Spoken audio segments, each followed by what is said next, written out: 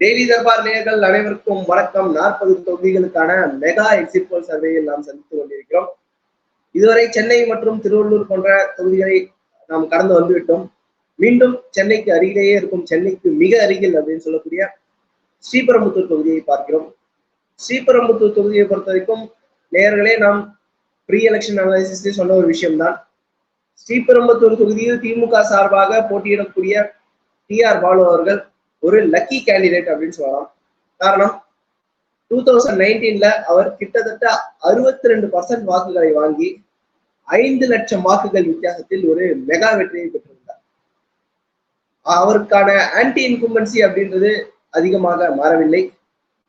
அதே சமயம் அவருக்கு எதிராக நிற்கக்கூடியதுன்னு வந்து பாத்தீங்கன்னா, திமுக வெர்சஸ் பாஜக இருந்த ஒருவேளை களம் கொஞ்சம் அனல் பறந்திருக்கலாம். அனல் கூட பறக்காத அளவுக்கு ரொம்ப ரொம்ப சுமாராக முடிந்ததற்கு காரணம், இந்த பாஜக சார்பாக பாஜகவின் கூட்டணி கட்சியான தமாக சைக்கிள் சின்னத்தில் வேணுகோபால் அவர்கள் களமிறங்கியிருந்தார். அதிமுக இங்க பிரேம்குமார் அவர்களை களமிறக்கிறது. ஆனா இவங்க இரண்டு கேண்டிடேட்டும், இந்த இரண்டு பிரதான கட்சிகளின் கேண்டிடேட்டும் டி.ஆர். பாலு அவர்களுக்கு எந்த விதமான நெருக்கடியையும் தேர்தல் பிரச்சார சமயத்திலும் தரவில்லை, தேர்தல் தினத்திலும் தரவில்லை அப்படின்னு தான் சொல்லணும்.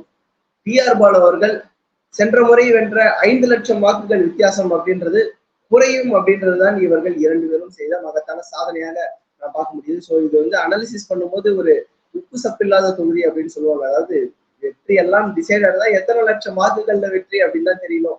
அப்படி ஒரு நிலைமைதான் இந்த தொகுதியை பொறுத்த வரைக்கும் இருந்தது.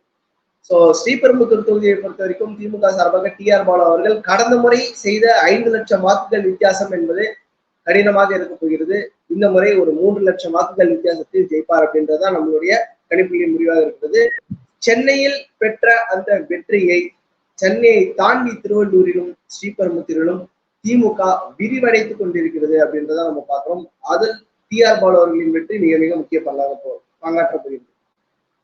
திமுகவை பொறுத்த வரைக்கும் டி.ஆர். பாலு அவர்கள் ஸ்டாலினுக்கு ஒரு வலதுகரம் போல செயல்பட்டு கொண்டிருக்கிறார். ஆட்சியை மத்தியில் பிடித்து விட்டாலும் அதில் நிச்சயமாக டி.ஆர். பாலு அவர்களுக்கு மத்திய அமைச்சர் கேபினட் அந்தஸ்தில் ஒரு அமைச்சர் பதவி கிடைக்கும் அப்படின்னு அவங்க எதிர்பார்க்கிறாங்க.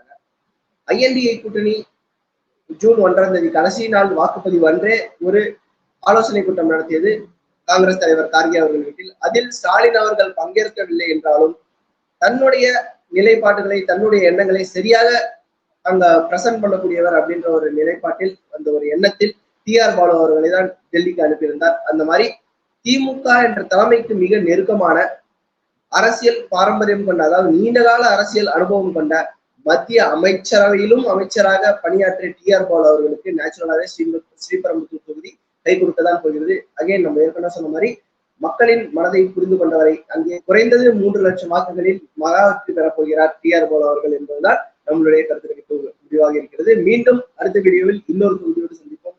நன்றி.